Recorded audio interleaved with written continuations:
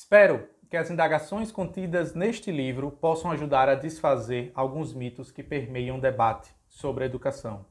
Se você, leitor, ainda pensa que é dever do Estado cuidar da educação, recomendo a leitura desta obra. Caso você defenda o fim do controle estatal sobre o ensino, este livro é uma enorme fonte de argumentação. E assim, começamos a nossa aula livre sobre esse ensaio publicado pelo Murray Newton Rothbard em 1972, que acabou se tornando um livro chamado Educação Livre e Obrigatória, onde o próprio autor, um dos grandes expoentes do pensamento da Escola Austríaca de Economia, vai nos convidar a refletir sobre o papel do Estado na educação. Espero que vocês possam me acompanhar nessa aula de logo mais e aprender e adquirir e assimilar um pouco do conteúdo apresentado aqui nesse humilde espaço literário. Para quem não me conhece, eu me chamo Leonardo Lisboa, sou professor, sejam todos bem-vindos ao Livros e etc. E como compromissado com todos vocês, meus queridos e estimados seguidores nos últimos vídeos, toda semana teremos uma aula livre aqui no sábado, seja de uma das minhas leituras ou de uma das leituras da minha esposa. Sábado e domingo teremos vídeos frequentes aqui no Livros e etc, como prometido a vocês. Amanhã já vai ao ar uma resenha de uma das minhas últimas leituras, e assim continuaremos seguindo o projeto Livros e etc. E queria pedir que, se você não é inscrito, se inscreva, deixa seu like, comenta, compartilha, interaja com o vídeo de alguma forma para que o YouTube possa recomendar para mais pessoas. Beleza, pessoal? Então vamos lá. Sem mais delongas, até porque eu quero que essa nossa aula seja livre e não tão longeva quanto outras que já apareceram por aqui no canal. O meu intuito nessa nossa aula de hoje é, além de falar um pouco sobre o livro, do Murray Newton Rothbard, é convidá-los também, claro, sempre que possível, que vocês leiam a obra. E para isso já deixo claro aqui que esse livro está na descrição desse vídeo em PDF, gratuitamente, para que todos vocês possam conhecer a obra na totalidade. E como eu já falei por aqui em alguns vídeos, por melhor e por mais proveitosa que possa ser a minha aula e a minha explanação sobre o conteúdo do livro, eu sempre faço a recomendação que você mesmo dedique algum tempo do seu dia para fazer a leitura do original, a leitura do livro na íntegra. E assim, o livro nem é tão grande assim, tá? Apenas para vocês terem ideia, o livro tem 62 páginas. Eu mesmo, acredito eu, que eu passei 2, 3 horas lendo o livro. Demorei um pouquinho mais por conta das anotações que eu trago aqui para vocês, mas fica a recomendação sempre para vocês lerem o livro. Beleza, pessoal? Bom, antes de começar o livro, eu gosto muito dessa frase que aparece na capa, além dessa capa bela aqui do Instituto Mises Brasil, essa frase me é muito interessante e ela certamente pode trazer, e traz de toda forma, o tema central do livro aqui do Murray Newton Rothbard a respeito da educação. Quando a gente fala educação, a primeira coisa que vem na nossa mente é escola, mas logo essa frase aqui de capa já traz uma outra perspectiva e permita-me compartilhar a vocês. Abre aspas. É claramente um absurdo limitar o termo educação apenas à formação escolar de um indivíduo. Repito, é claramente um absurdo limitar o termo educação apenas à formação escolar de um indivíduo, Como professor, e eu falo isso com conhecimento de causa, quando nós falamos sobre educação, a primeira coisa que nos vem à mente, ou pelo menos a maior parte das pessoas, é justamente o que é a escola, o processo de escolarização. Todavia, nesse próprio livro do Rothbard, o autor vai nos mostrar uma outra perspectiva acerca da educação que eu espero conseguir compartilhar de maneira efetiva com todos vocês. Bom, o livro, como eu avisei a vocês, é curto, 62 páginas, dividido em 3 capítulos, e trazendo aqui um breve resumo, ele vai, no primeiro capítulo, falar um pouco sobre essa questão da educação individual, da educação tutorial, da educação a favor da liberdade. No segundo capítulo, ele vai falar sobre a história, por assim dizer, da educação obrigatória, não apenas na Europa, como em outros países, e ele vai trazer alguns dados relevantes, historiográficos. O capítulo 2, eu não sei se eu vou trazer aqui todo ele para vocês, porque eu recomendo, mais uma vez, a leitura do livro, porque nele é cheio de datas, cheio de informações, cheio de documentos, e fica muito melhor se você mesmo dedicar alguns minutos do seu dia para ler e conhecer quando foi que começou essa questão da educação, Porque poucas pessoas param para pensar sobre isso. Quando é que começou o processo de escolarização? Tá? Lembrando, quando eu falo educação e escolarização, são coisas distintas que o próprio autor Rothbard separa aqui. A educação tem muito a ver mais com o papel, a responsabilidade dos pais, enquanto que o sistema de escolarização, esse sim, foi criado por um burocrata, foi criado por um rei. O próprio Rothbard traz isso aqui, seguindo a ideia lá defendida de maneira peremptória por Lutero lá por volta de 1000 1500. Mas eu vou falar sobre isso mais à frente e o próprio autor faz isso. E aí no segundo capítulo ele ainda continua falando sobre quando começou a obrigatoriedade da educação em alguns países do sistema de escolarização. E no terceiro e último capítulo ele vai trazer uma experiência do próprio Estados Unidos da América, o país a qual o autor viveu a maior parte do seu tempo, é óbvio.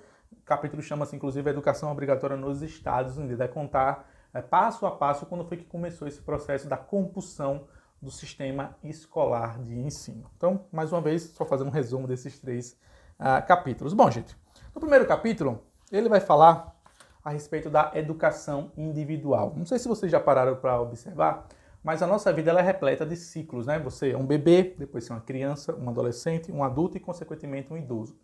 E durante todas essas fases você tem um crescimento, tanto físico quanto intelectual.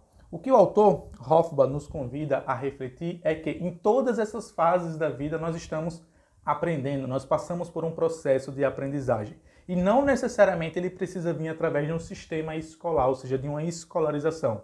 Um bebê, uma criança, um jovem, um adolescente, um adulto e um idoso aprendem independentemente do ambiente escolar. Na lógica do próprio autor, o sistema de escolarização é mais um item nesse processo de aprendizagem. É algo que é um tanto quanto disruptivo pensarmos que é possível aprender fora da escola. Muitas pessoas têm essa visão um tanto quanto, digamos assim, diametralmente oposta, que educação e ensino, né? E de fato, educação e ensino são duas coisas totalmente distintas, ao meu ver, e certamente na lógica do próprio Hofbauer aqui, a educação está muito mais relacionada ao poder e ao desígnio dos pais, enquanto que ensino, esse sim deveria ser função primordial da escola. Todavia, no ambiente educacional ao qual hoje a maior parte de nós estamos inseridos, e eu mesmo estou e estive inserido como professor, a escola acabou tomando para si cada vez mais, não apenas a função do ensino, mas também a função da educação, ou seja, retirar dos pais esse poder concedido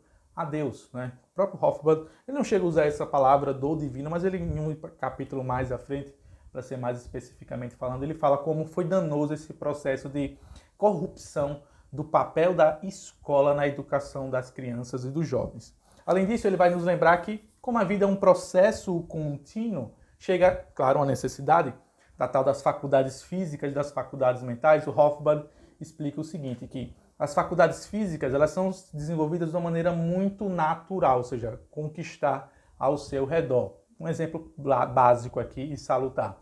Uma criança aprende a falar, aprende a caminhar, aprende a correr, aprende a pular apenas de maneira observatória, ou seja, observando o que acontece ao seu redor. Uma criança, um jovem, um bebê vai desenvolvendo essas faculdades físicas. A mesma coisa não acontece com as faculdades mentais, né? É claro, uma criança aprende a falar, isso é natural também do próprio ser humano, é uma competência física do próprio ser humano, que é desígnio da fagulha do divino, ou seja, em nossa vida.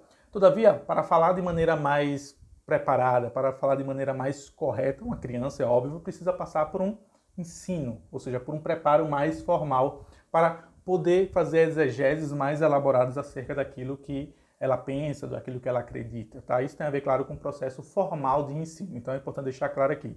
Existem as faculdades físicas, essas são mais desenvolvidas de maneira mais natural, e as faculdades mentais, mesmo que no nível elementar, ainda assim, caso você queira desenvolvê-la de maneira mais, digamos assim, proeminente, aí sim você precisa de um ensino um pouco mais instruído. E o Hofbauer faz essa diferenciação e eu quero compartilhar aqui com vocês, meus queridos e estimados alunos. Além disso, o próprio Hofbauer nos lembra que o ambiente, as pessoas que estão ao nosso redor, os costumes e a família fazem parte de todo esse processo de aprendizagem. Mais uma vez, para vocês entenderem, a visão que o Hofbauer traz aqui é meio que descolando o processo educacional feito pela escola, no sentido de que uma criança, um jovem, um adolescente, aprende em outros espaços, aprende em outros ambientes. O que nós vemos hoje é cada vez mais um ódio, um amor, um apreço justamente à figura da escola, do ambiente de escolarização. Todavia, muito antes da escola, apenas para vocês terem ideia, esse ambiente escolarizado, como nós conhecemos hoje, sala de aula, professor, cadeira, horário, fiscal, diretor, tudo isso não tem pouco mais de 200, 300 anos a depender do país. Por exemplo, para vocês terem ideia, aí fica a reflexão. Talvez você esteja se fazendo nesse momento, meu querido e estimado aluno. Mas como era a educação antes, professor? O próprio Hofbauer vai falar aqui no seu livro e eu vou compartilhar com vocês nos minutos a seguir, meus queridos e estimados alunos. Mas, por favor, não percam isso da mente de vocês. A escola, tal como nós conhecemos hoje, não tem 300, 400 anos. Então imagine que nós estamos no ano 2020, se você contar, por exemplo, os anos antes da vinda de Cristo ao mundo, que marca o início do período ocidental, você pare para se perguntar, tá, mas como era feita a educação antes? E esse livro, nesse ponto, Hofbauer traz um trabalho historiográfico fantástico. Ele vai falar como era a educação em Atenas, em Esparta, um pouco antes ainda da Baixa Idade Média. Claro, mais uma vez, fica sempre a recomendação para vocês lerem o livro. Aí talvez vocês estejam se perguntando se, como disse o próprio Hofbauer, nós, seres humanos, aprendemos e desenvolvemos algumas faculdades físicas e mentais de forma natural, apenas observando o que acontece ao nosso redor. Ele faz a seguinte pergunta logo no início desse subcapítulo chamado Instrução Formal. Abre aspas. Se todos estão em constante aprendizado e cada vivência da criança é sua educação, por que a necessidade da educação formal? E aí o próprio Hofbauer, ele mesmo faz a pergunta e ele mesmo responde como um excelente professor.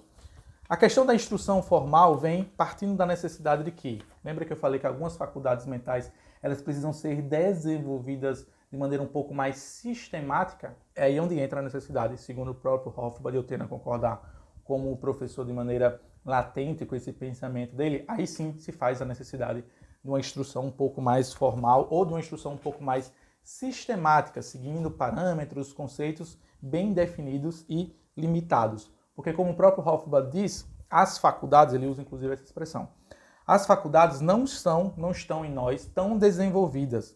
Afinal de contas, quando Deus nos concedeu a fagulha da vida, ou seja, a individualidade, o livre-arbítrio, nós precisamos passar por um processo sistemático para aperfeiçoar essas faculdades concedidas a nós por Deus. Porque existe dentro de nós uma potencialidade, né, de maximizarmos essas faculdades, sejam as físicas e sejam as mentais. Então existe uma diferença, segundo o próprio Hofbauer faz aqui uma distinção fantástica no seu livro, nesse subcapítulo, entre a educação geral e o conhecimento intelectual. Explica em poucas palavras. O que vem a ser a educação geral? Essa é aquela que a gente aprende no dia a dia, apenas observando o que acontece ao nosso redor. Então a criança aprende a ficar de pé, aprende a cantar, aprende a pular, aprende a correr, essas faculdades físicas e, claro, ao mesmo tempo, algumas faculdades mentais estão relacionadas a todas estas. Então você tem caminhar, falar, pular, cantar, dançar, correr. Agora, onde é que entra a parte do conhecimento intelectual, segundo Hofbauer? Toda criança aprende a pular, toda criança aprende a cantar, apenas observando. Todavia, cantar necessariamente demanda também, de uma maneira mais profissionalizante, um aprendizado mais sistemático, mais sistêmico, através de regras, através de um conhecimento muito mais elaborado. Da mesma forma, por exemplo, correr. Toda criança aprende a correr. Agora, correr de forma profissional, tal como um atleta, aí não. Aí necessita-se de um desenvolvimento intelectual muito mais sistematizado através de regras, através de ditames que possam ser ensinados através, ou pelo, melhor dizendo, por um professor ou por um docente especializado nessa determinada área, tá? Então vocês conseguem compreender o que eu estou falando, meus alunos? Existe o conhecimento geral, que é o básico, que todo mundo sabe correr, todo mundo sabe cantar. Agora, nem todo mundo sabe cantar ópera, ou nem todo mundo sabe cantar bem, melhor dizendo, né? Tem aquelas técnicas de canto e tudo mais, que você só aprende, claro, com um professor, ou caso você queira se dedicar a essa específica habilidade, né? E aí ele fala, o conhecimento intelectual, ele conclui, isso serve também, claro, para escrita, né? Toda criança sabe escrever, agora escrever de forma, como é que eu posso dizer, primorosa, né? Um poema, uma poesia, essa criança, esse jovem, esse adolescente, até mesmo esse adulto, precisa passar por um processo mais sistemático para que ele aprenda as regras da sua própria língua, do seu próprio idioma, para desenvolver habilidades linguísticas e de escrita. E aí o Hofbauer conclui essa parte sobre o conhecimento intelectual, dizendo que tem três fatores importantíssimos para o desenvolvimento dessas habilidades do jovem, que são a observação, o raciocínio dedutivo e um sistema. Observação, pois ele precisa observar o seu redor, dedução, causas e consequências, e um sistema, né? E aí onde entra o sistema? É que, segundo o próprio Hofbauer, o raciocínio, ele progride em etapas lógicas programadas, tal como se fosse, por exemplo, a matemática. Então, vamos aqui fazer um exemplo no campo abstrato da matemática.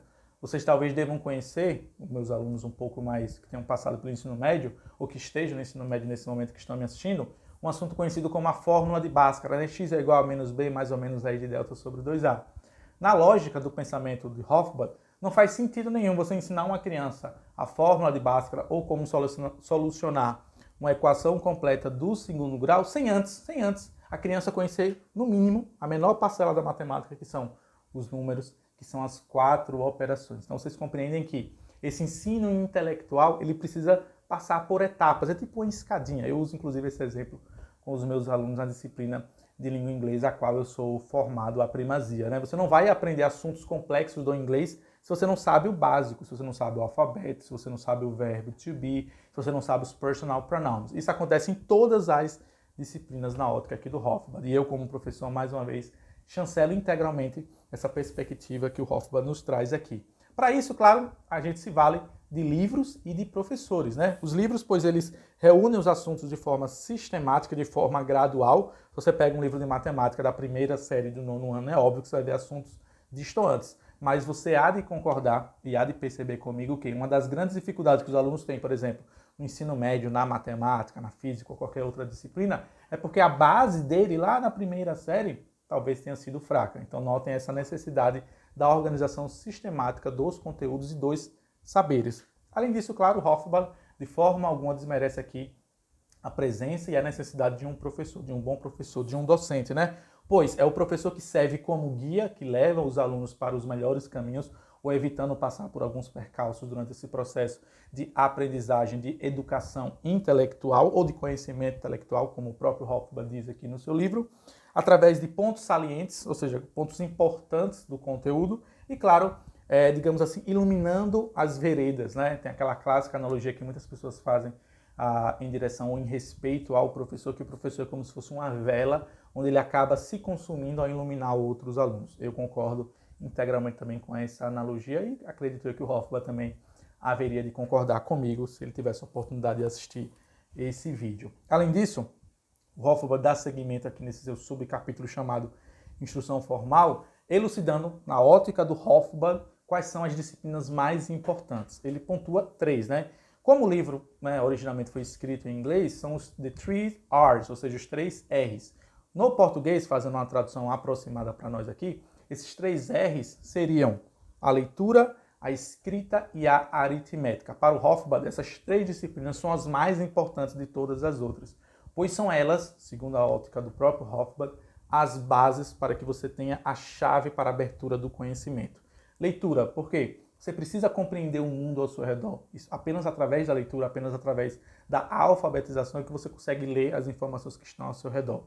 Escrita nada mais do que é a externalização daquilo que você leu, daquilo que você adquiriu, daquilo que você consumiu, né? Em inglês a gente usa a expressão input and output, ou seja, você recebe a informação através da leitura e você coloca para fora através da escrita, os seus pensamentos, suas emoções. Além disso, o Hofbauer coloca como também sendo importantíssima a questão da aritmética, ou seja, o pensamento abstrato relacionado aos números. É claro que o Hofbauer deixa muito claro aqui no seu livro, não necessariamente todas as crianças precisam ser feras ou craques na matemática, né, ou na aritmética, que é aqui a referência que ele faz. Todavia, ele acredita que todo mundo, e eu penso também dessa mesma forma, deve aprender o básico sobre essas 3 disciplinas, no mínimo, né, seja leitura, seja escrita, ou seja aritmética. Ele vai falar mais à frente sobre como ele enxerga que deveria ser o processo educacional quando ele for falar sobre a educação individualizada e que eu também, como professor, e tendo passado quase 10 anos na academia e quase também uma década em sala de aula, tendo a concordar com o pensamento do Hofbauer, e vou falar sobre isso mais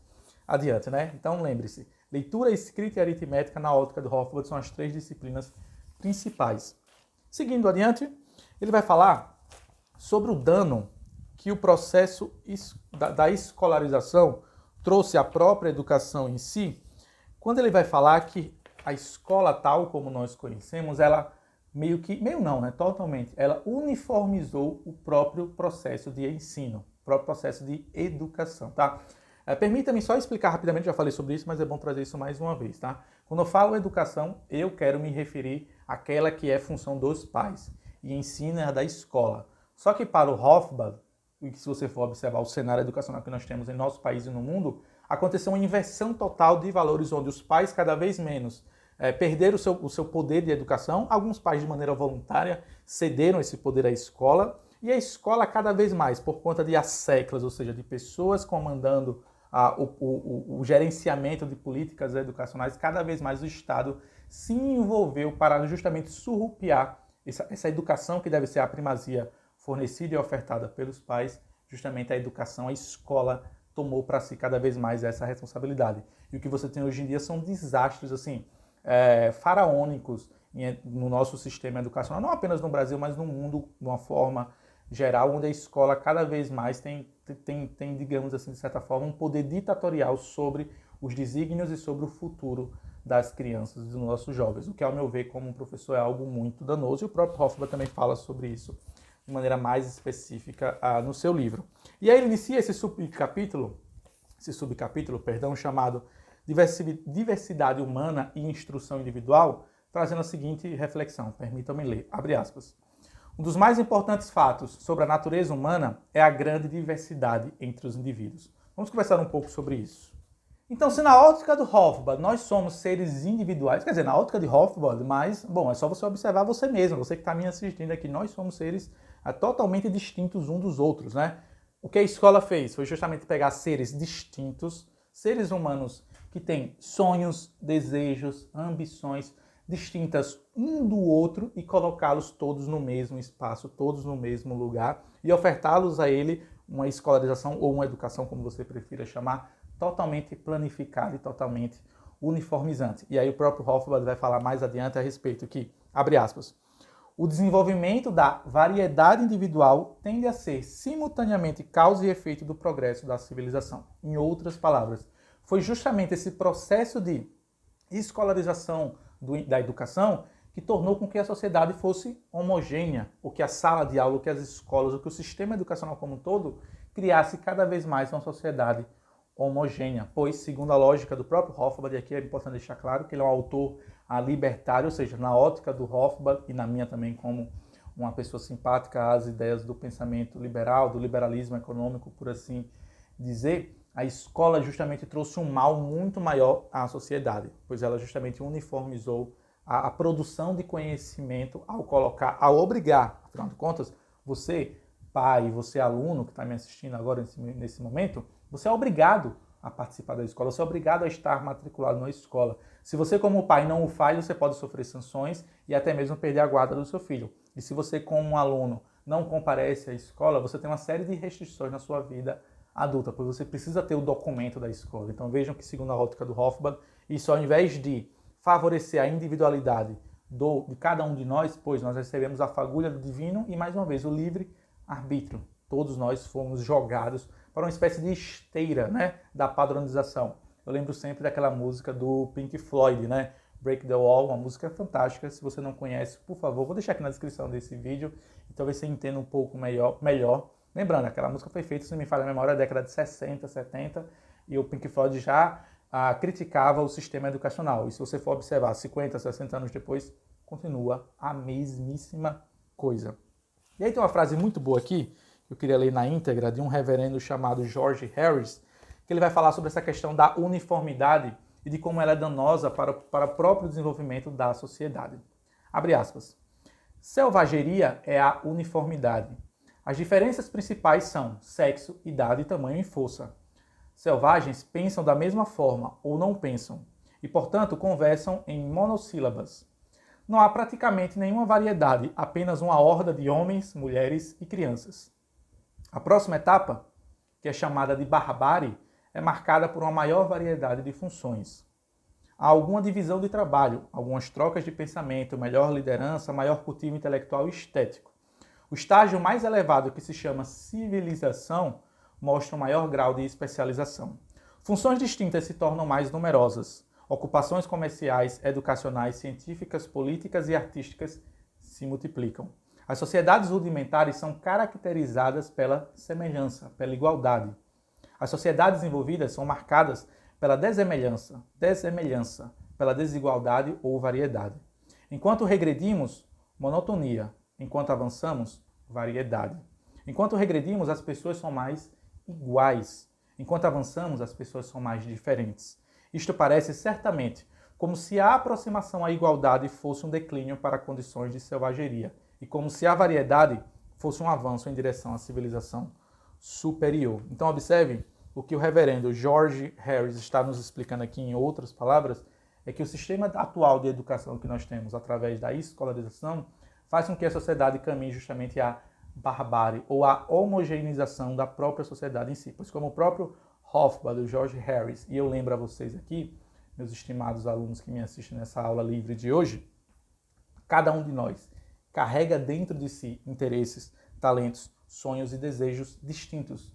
Mas a escola não está preocupada com isso, pois todo mundo é obrigado a estudar as mesmas disciplinas, todo mundo é obrigado a passar o mesmo tempo na escola, todo mundo é obrigado a fazer parte do processo de avaliação, todo mundo é obrigado a mostrar resultado, todo mundo é obrigado a concluir o terceiro ano do ensino médio para depois pleitear uma vaga na universidade. Então, aí eu pergunto a vocês, onde é que está a individualidade? Onde é que estão os seus sonhos, desejos, anseios, que totalmente é distinto o meu do seu? E a escola não está preocupada de forma alguma com isso. Eu falo com conhecimento de causa, por ser professor, por ter passado e continuado a passar quase uma década em sala de aula. E falo isso aqui com convicção e com certo aperto no coração. Mas espero que essa aula sirva de certa forma para iluminar o seu pensamento a respeito da educação e do quão danoso ela é se gerida, se comandada pelos entes estatais. O próprio Hofbauer dedica aqui algumas páginas brilhantes e alguns ataques ácidos e virulentos justamente a esses asseclas que se valem da gerência estatal para incutir na mente das pessoas, dos professores, dos pedagogos, dos diretores, dos próprios alunos, inconsequentemente, pois é uma cadeia, o amor ao Estado, o apreço ao Estado. E aí o próprio Hofbauer conclui, né? Essa individualização, esses sonhos, desejos, anseios que cada um de nós temos de maneira distinta um do outro, não é ruim. Pelo contrário, é apenas o escopo da diversidade humana. Pois, como lembra o próprio Hofbauer, para que nós fôssemos totalmente iguais, mesmos sonhos, desejos, atribuições, seria necessário, ou habilidades, competências, seria necessário que todos nós fôssemos robôs, fôssemos uma linha de produção, uma cadeia de produção. Todavia, observe que é isso justamente que a escola tenta fazer com nós ou com vocês ao colocá-los num ambiente fechado, controlado, 50 alunos numa cadeirinha com um professor e tudo mais. Além disso, esse credo pela igualdade é justamente o que faz com que a sociedade caminhe rumo ao abismo, rumo à desgraça, pois não existe igualdade entre nós, seres humanos. Nós somos diferentes. Ponto final. Isso aqui é uma verdade absoluta e que muitas pessoas tentam negar a individualidade que cada um de nós temos. Todavia, a sociedade caminha cada vez mais para a igualdade forçada, que é algo muito danoso, e isso é feito, inclusive, dentro da própria sala de aula, dentro do próprio sistema de escolarização. Pois, se você torna todo mundo igual, isso é, segundo as palavras do próprio Hofbauer, isso é, primeiramente, anti-humano, e isso causa a morte e a destruição da própria fagulha concedida a nós pelo ser divino, ou seja, por Deus. E você acaba justamente nivelando todo mundo por baixo, ou seja, você não pode ser melhor, pois você é obrigado a ficar na média. E aqueles que já são mais baixos, estão abaixo da média, sentem-se um pouco mais poderosos, pois já que ele vai ser jogado para cima, né? Bom, isso é meio duro de falar isso, mas o Hofbauer utiliza essas palavras também, e eu permita-me fazer uma paráfrase do que o próprio Hofbauer fala. A sociedade é assim, é feita de pessoas acima da média, a maior parte delas são medíocres, ou seja, estão na média, e algumas pessoas estão abaixo da média. O problema é que, ao colocar todos esses três tipos de pessoas ocupando o mesmo espaço, você vai justamente nivelar por baixo. O Hofbauer vai dar detalhes mais adiante sobre essa questão, sobre esses três níveis diferentes de seres humanos, por assim dizer, ocupando o mesmo espaço, ocupando a mesma sala de aula. E aí, o Hofbauer vai falar que nós, seres humanos, precisamos, acima de tudo, de igualdade, ou seja, igualdade não necessariamente aquela igualdade forçada. A igualdade que o Hofbauer se refere aqui é o quê? É um ambiente livre para o aprendizado, ou seja, para a plena execução das nossas faculdades físicas e mentais. Tem aquela clássica parábola presente na Bíblia Sagrada, que Deus concede a todos nós dons. E cada um de nós será cobrado, chegada a hora, a respeito dos dons que nos foi fornecido por Deus. Alguns recebem um dom e multiplicam esses dons. Alguns recebem 3, 4, 5 e ao invés de multiplicar, dividem, subtraem.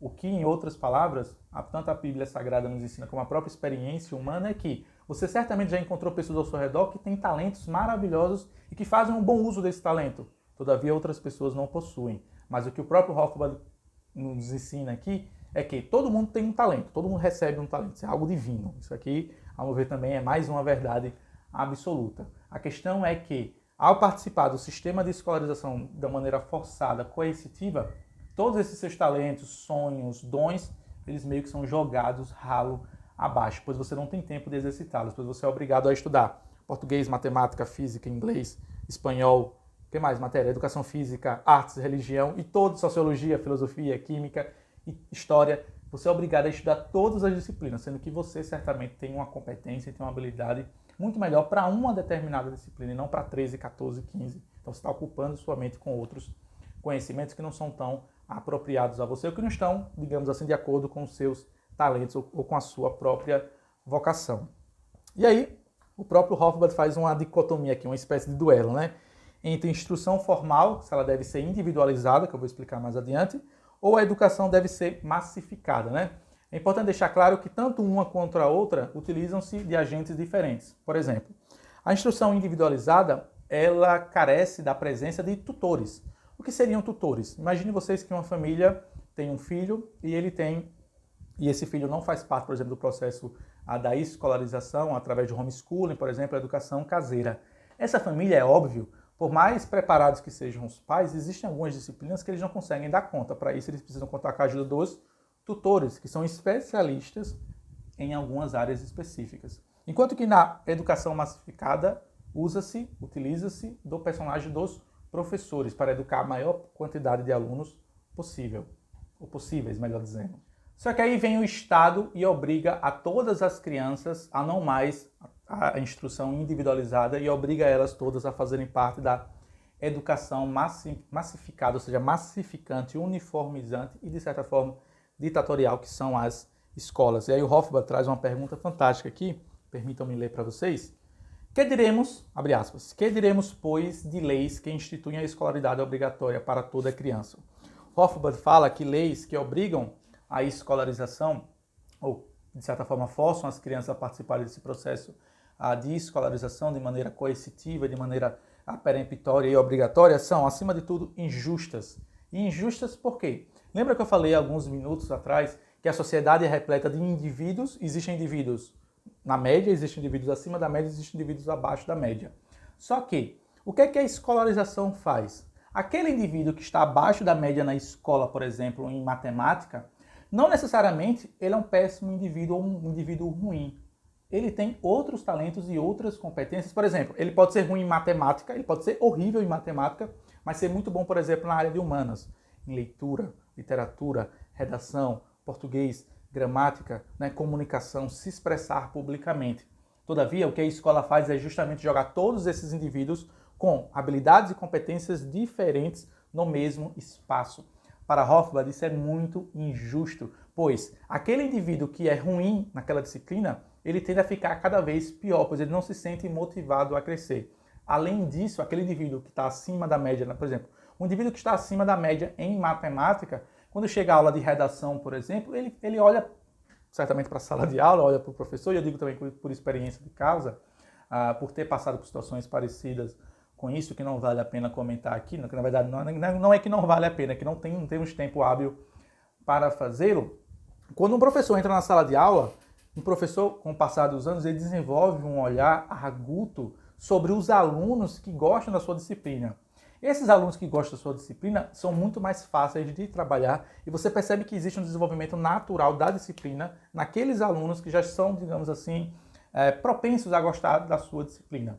Enquanto que outros alunos que já não gostam da disciplina, o trabalho é muito mais laborioso.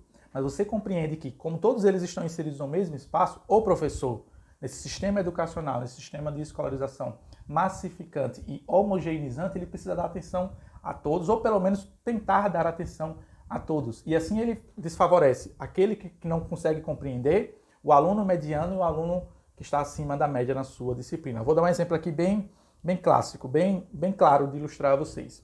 Sou professor de inglês. Poucas não foram as vezes que, numa sala de aula, no quadro, eu tive que escrever algumas coisas em inglês e pedir para os alunos copiarem. Pouquíssimas não foram as vezes que eu fazia um cálculo, todo professor precisa fazer um cálculo da sua aula, quanto tempo ele vai gastar em cada atividade. Em que eu terminava de copiar em inglês no quadro e 2, 3, 4 alunos falavam, professor, já terminei.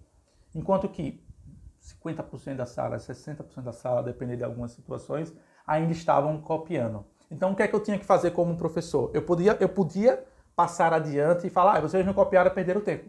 Não posso fazer isso, de forma alguma. Isso é antiético e antiprofissional.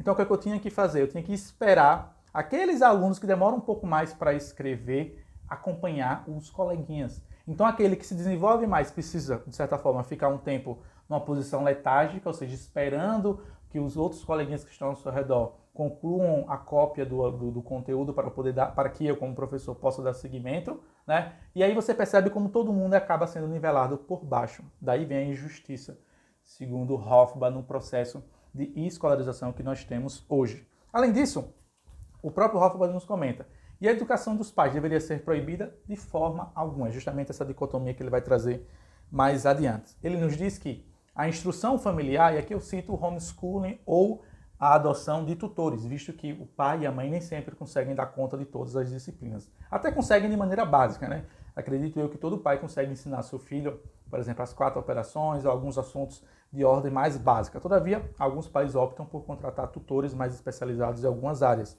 Coisa essa que, infelizmente, em nosso país não é permitida, pois o homeschooling não é legalizado. As famílias que o praticam fazem meio que de uma maneira subterrânea, por assim dizer, meio que escondida da justiça ou da lei, por assim dizer. Uma instrução familiar, essa a qual eu sou muito simpático, o Hofbauer também, ela é individual, pois o pai e a mãe podem dar atenção individualizada a cada um dos seus filhos, a cada um dos seus alunos. Ela foca nas capacidades, nos interesses de cada um. Ninguém melhor do que o pai ou a mãe para saber quais são as competências e quais são as habilidades do seu próprio filho e focar nelas. Quantas vezes eu não tive alunos desesperados, professor, eu amo a disciplina do senhor, mas eu odeio outra disciplina. E eu sou obrigado a assistir, sou obrigado a participar. Enquanto que na educação, numa instrução familiar, numa educação individualizada, o pai e a mãe conseguem dar foco na habilidade do aluno. Então, por exemplo, eu tive vários alunos, experiência pessoal também aqui, permitam-me abrir um parênteses, que tinham talentos magníficos para o desenho, para artes. Por exemplo, eu tenho uma aluna fantástica, assim, uma das alunas mais queridas que eu já tive na minha vida, chamada Ana Luísa. Ela desenhava de uma maneira fantástica. E eu, uma vez, até comentando com ela, falei, você está perdendo tempo aprendendo fórmula de Bhaskara, química, física e tudo mais, enquanto você poderia estar dedicando horas e horas do seu dia justamente para aperfeiçoar o seu dom do desenho. E ela olhava para mim, professor, mas enfim, é o sistema. Então, para vocês perceberem. E se você é um jovem, se você é um adolescente e está no ensino médio, certamente você vai se identificar com o que eu estou falando. Quantas vezes não entrou pela porta de aula, pela porta da sala de aula, um professor que você gosta muito dele e gosta da disciplina? Casou, deu match, como dizem os jovens, né? Você sente-se no paraíso durante aqueles 50 minutos de aula, porque é uma disciplina que você gosta e você se identifica com o professor. Sai aquele professor, entra outro, meio que muda a chave, você começa a odiar todo mundo que está ao seu redor. Isso não acontece necessariamente no processo de instrução familiar, pois a criança ela é focada justamente para desenvolver e para maximizar a competência e a faculdade que os pais descobriram que há naquela criança. Além disso, da atenção especial, é claro, como eu já falei, a criança, no processo de instrução familiar, de instrução individualizada, ela aprende os assuntos básicos, que é necessário a todo mundo. Deixar claro aqui, não estou dizendo que a escola deve acabar da noite para o dia. Eu acho sim que são muitas matérias, que são conteúdos que são muito elaborados e que fazem com que ocupe a mente dos jovens com conhecimento que talvez não seja útil para ele. Eu dou exemplo, por exemplo, talvez você tenha atentado, que alguns minutos atrás eu falei a respeito da fórmula de Bhaskara, né? X é igual a menos B, mais ou menos A de delta sobre 2A. Sou professor de inglês, né? Tenho uma pós-graduação em educação e cheguei a cursar durante alguns semestres um curso de ciência política. E posso afirmar a vocês aqui de maneira categórica, eu nunca utilizei a fórmula de Bhaskara em nada para a minha vida, a não ser no 9º ano, quando eu estudei no Colégio Estadual João Batista Nascimento e precisei tirar 11 em matemática. E a professora me disse, Léo, se você tirar 10, eu lhe concedo 1 ponto. Aí eu lembro até hoje, minha mãe contratou uma professora particular chamada Claudete, eu era horrível em matemática, e ela sozinha, em 3, 4 horas, me ensinou o conteúdo da equação completa do 2º grau. Eu tirei 10 na disciplina de matemática, a professora me deu 1, eu consegui passar de ano. Todavia, até hoje, eu sei esse conteúdo, mas não utilizo para nada prático na minha vida. E outros conteúdos também que eu aprendi durante a minha vida, tabela periódica dos elementos, que na minha época era obrigado a decorar, a teoria da relatividade de Einstein, mas eu, como hoje um cara formado em letras, um linguista, trocaria facilmente a fórmula de Bhaskara que eu sei, a teoria da relatividade que eu sei, é igual a mc ao quadrado, a energia contida em qualquer partícula da matéria é igual à sua massa, vezes a velocidade da luz ao quadrado no vácuo. Trocaria fácil esses conteúdos que estão fixados na minha mente por saber um soneto de Shakespeare de cor e salteado. Então vocês percebem como o processo de escolarização maximiza, né, a injustiça, ou seja, faz com que você sinta-se cada vez mais aprisionado a disciplinas, a conteúdos que não são do seu interesse. Então fica aqui a reflexão, e se você certamente é um jovem que está cursando ensino médio, acredito eu que você se identificou com o que eu acabei de falar. Além disso, você tem a instrução familiar, né? E se o pai ou a mãe não tem tempo, por exemplo, para fornecer ou para ofertar aos seus filhos todas as disciplinas, todo o conteúdo, ele pode muito bem contratar tutores, né? Tutores esses que estão sob a sua supervisão. Isso é importantíssimo falar. Na escola hoje, ou seja, nesse processo de educação massificada, os pais não conhecem todos os professores e tampouco sabem a ideologia que os professores professam em sala de aula. Também digo por experiência própria. Se você que está me assistindo aqui é um aluno que se identifica muito mais com o pensamento político de direita, você deve ter algumas histórias e relatos assombrosos de professores, especialmente da área de humanas, que passam horas e minutos da sua aula militando a favor das suas ideologias. Esse processo de educação massificada também é danoso por isso, porque justamente vai cortando e podando o pensamento individualista que cada um de nós carrega a respeito dos mais variados assuntos, né? Coisa essa que certamente não acontece no processo de instrução individualizada ou do homeschooling, pois o pai conhece de perto todos os tutores e todos os professores que ele mesmo escolhe para lecionar e para ministrar disciplina para os seus próprios filhos, né? Aí você tem as escolas privadas, que por incrível que pareça, por melhor que elas possam parecer, elas ainda são obrigadas a algumas regras, alguns ditames do Ministério da Educação, por exemplo, em nosso país. Então, por exemplo, você nunca vai ver uma escola privada dedicada a disciplinas de matemática ou a disciplinas de humanas. Isso não pode, pois uma escola privada é obrigada a ofertar todas as disciplinas do currículo acadêmico que é ditado pelo MEC. Na lógica do Hofbauer, isso é muito danoso, pois justamente impossibilita que o mercado crie novas ofertas de educação. Então, assim, seria fantástico se uma criança que com 10 anos descobriu que ela é muito boa em arte, em matemática, por exemplo, ela só estudasse arte e matemática numa determinada escola e que ela tivesse a oportunidade de concluir o seu estudo e adentrar depois no ensino superior relacionado a um dos cursos a qual ela mais se identificou durante o seu processo educacional. O que acontece hoje em dia é totalmente o contrário, né? São escolas que obrigam os alunos a aprenderem todas as disciplinas. Por quê? Porque essas escolas estão sujeitas a ditames que são comandados pelo MEC, ou seja, por burocratas, por pessoas que talvez não tenham interesse nenhum em uma boa educação, mas sim em manter justamente o seu poderio no controle do próprio processo educacional. E caminhando para a conclusão dessa nossa aula de hoje, meus queridos e estimados alunos, lembrando, convido vocês a assistirem a parte 2 dessa aula, que acredito eu que será disponibilizada na próxima semana. E todavia, recomendo mais uma vez a leitura na íntegra desse livro. São 60 e poucas páginas, é um livro fantástico que certamente, espero eu, que vai ampliar um pouco dos seus horizontes, especialmente você, aluno do ensino médio, ou até mesmo o pai, né, pai do adolescente que faz parte de toda essa, desculpa falar dessa forma, dessa engrenagem de fazer salsicha, né? Mais uma vez, a referência que eu faço, e não existe outra melhor possível, da música do Pink Floyd. Agora, o Hofbauer vai falar a respeito de como o Estado passou a se envolver na educação e passou a causar danos irreparáveis. Vejam o que ele fala, abre aspas. Devemos ver que, desde que o Estado começou a controlar a educação, sua tendência evidente tem sido cada vez mais agir de modo a promover a repressão e o impedimento à educação, ao invés do verdadeiro desenvolvimento do indivíduo.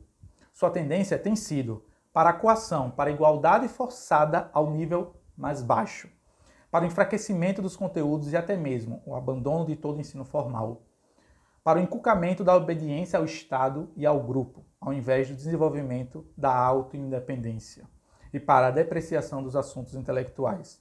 E, finalmente, é a sede do Estado e seus asseclas pelo poder que explicam o credo da educação moderna, da educação integral da criança, tornando a escola um pedaço da vida, onde os indivíduos jogam, se ajustam ao grupo, etc.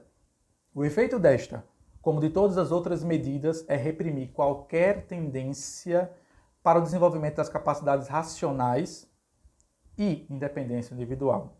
É tentar usurpar de várias formas a função educacional, para além do ensino formal, do lar e dos amigos, e tentar moldar toda criança nos caminhos desejados. Fiz questão de separar, o que é um extrato um pouco longevo, um pouco grande, mas de todas as primeiras palavras que eu tive a oportunidade de ler aqui nessas iniciais páginas desse livro, essa certamente foi uma das citações diretas que eu fiz aqui que mais me chamou a atenção e eu queria compartilhar com todos vocês de maneira integral.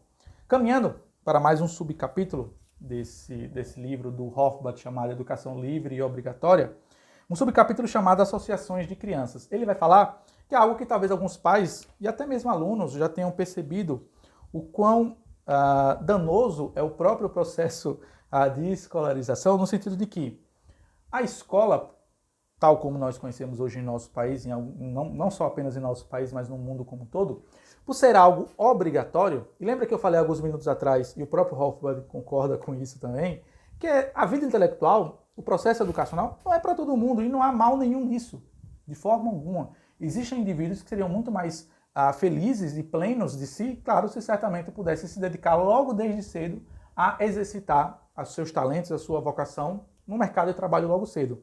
Todavia, como a educação ela é obrigatória em nosso país, o que é que acaba acontecendo? O ambiente escolar, aquela sala de aula fechada, ou aquela cadeia, que eu prefiro chamar dessa forma, acaba sendo ocupado por alunos vagabundos. Inclusive é essa expressão que o próprio Hofbauer fala e eu vou usá-la na totalidade aqui. O que seriam esses alunos vagabundos? Alunos que não querem aprender, alunos que não têm interesse nenhum naquilo que é transmitido por todos os professores. Ele não gosta de nada. Não há problema nenhum com isso. O problema é quando você coloca um aluno que tem interesse em aprender, ou que pelo menos está desejoso do conhecimento, e você é obrigado a frequentar o mesmo espaço da sala de aula de um aluno que nada quer aprender. E além disso, o pai e a mãe, ele se vê refém do próprio processo educacional, pois o seu filho pode aprender com as más influências. Tanto a escola serve para boas influências, como também para más influências. E digo isso também como conhecimento de causa, por ter passado um pouco mais ou quase uma década em sala de aula e ter visto situações onde alunos, por exemplo, com depressão sofriam bullying dos seus próprios colegas, né? Enquanto que outros colegas iam lá e acalentavam essa determinada aluna. Então vocês percebam que uma sala de aula com 50 alunos, isso há de acontecer e foge totalmente do controle dos pais. E a escola acaba se tornando um depósito, né? Eu mesmo tive a oportunidade de trabalhar em uma escola particular que ao final do ano, pasmem vocês, né? Se isso não é motivo para deixar vocês chocados, eu não sei mais o que seria. A escola fornecia uma colônia de férias para que os pais, durante as férias, pudessem deixar o aluno na própria escola. Vocês ouviram atentamente o que eu falei? Quer dizer, o aluno passava 10 meses na escola e, caso os pais assim o desejassem, pagava mais 2 ou mais algumas mensalidades e o guri passava as férias aonde? Na própria escola. No próprio ambiente onde ele passou 10 meses. Ou seja, o guri ia ficar 1 ano preso no mesmo ambiente. Então vejam como a educação se tornou em nosso, ou o que a educação se tornou em nosso país. É claro que nem todas as escolas adotam esse expediente. Eu estou só comentando a vocês uma que eu tive a oportunidade de presenciar, já que eu fui funcionário dessa referida instituição educacional, né? É aquela coisa, é o mito da igualdade forçada. Não, vamos colocar todo mundo aqui no mesmo espaço, todo mundo é igual. Não, mas não é.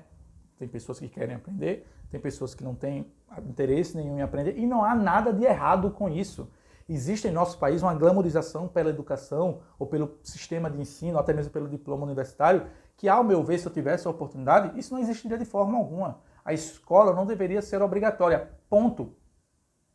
Ponto. Isso certamente iria levar ao próprio processo educacional, pois nós, professores, iríamos lecionar as disciplinas apenas aos alunos interessados, os alunos que tivessem certamente e realmente interesse em aprender.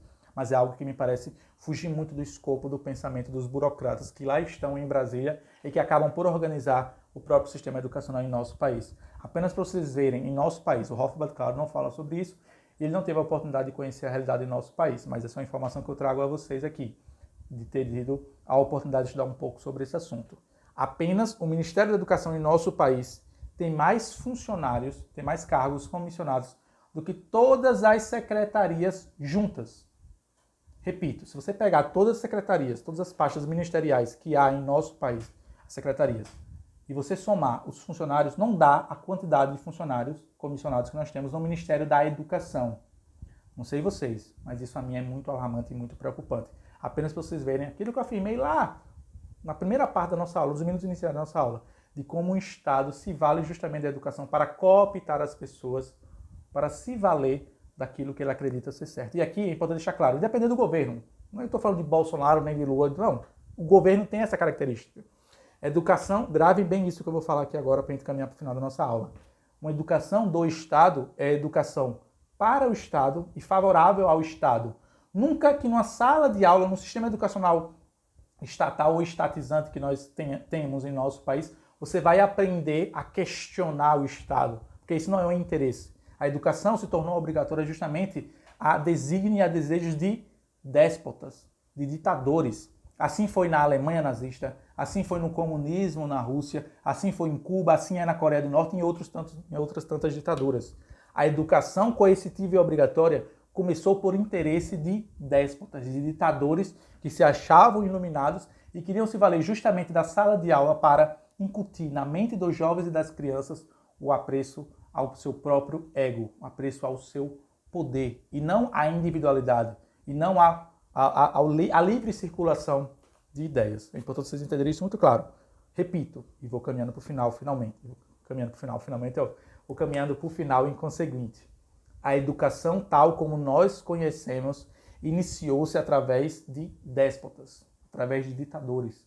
Foi assim que começou a obrigatoriedade da educação. Não foi nada voluntário, não foi nada, digamos assim, não planejado. Pelo contrário, foi muito bem planejado por justamente esses indivíduos que desejavam, de toda forma, se perpetuar no poder. E aí, no último subcapítulo desse capítulo do livro do Murray Rothbard, ele vai falar sobre a educação obrigatória versus a educação livre.